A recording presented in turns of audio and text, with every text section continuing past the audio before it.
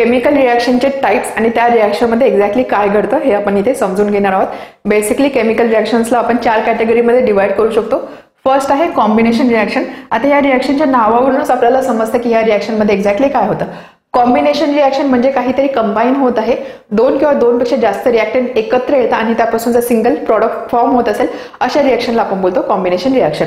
So combination reaction 2 और मोर reactant एकत्र येत आहे, त्यापासून एक सिंगल प्रॉडक्ट फॉर्म होत आहे. एक्झाम्पल इथे दिलेलं आहे. Second is decomposition reaction. Decomposition reaction म्हणजे काय, एक रिएक्टंट आहे आणि तो डिकम्पोज होत आहे, किंवा आपण असं बोलू एक रिएक्टंट आहे आणि त्यापासून 2 किंवा 2 पेक्षा जास्त प्रॉडक्ट फॉर्म होत असतील अशा रिएक्शनला आपण बोलतो डिकम्पोजिशन रिएक्शन. त्यामुळे एक रिएक्टंट आहे आणि त्यापासून आपल्याला 2 किंवा 2 पेक्षा जास्त प्रॉडक्ट इथे मिळत आहे. Third reaction displacement reaction. Displacement reaction म्हणजे काय, एक एलिमेंट दुसऱ्या एलिमेंटला डिस्प्लेस करतो, त्याला बाजूला हलवतो आणि स्वतः त्याची जागा घेतो. अशा जे रिएक्शन असतात अशा रिएक्शनला आपण बोलतो displacement reaction. For example A+BC हे 2 रिएक्टंट होते. यामध्ये सपोज A हा जास्त रिएक्टिव्ह एलिमेंट आहे कम्पेअर टू B, तर या केसमध्ये काय होणार आहे, A काय करणार आहे, या B ला त्याच्या जागेवरून हलवणार आहे, स्वतः त्याची जागा घेणार आहे, त्यामुळे आपल्याला प्रॉडक्ट मध्ये मिळणार आहे AC+B.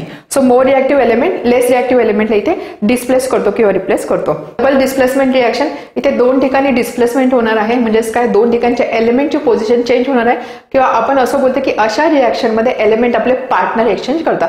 फॉर एक्झाम्पल AB+CD यामध्ये A सोबत B होता, C सोबत D होता.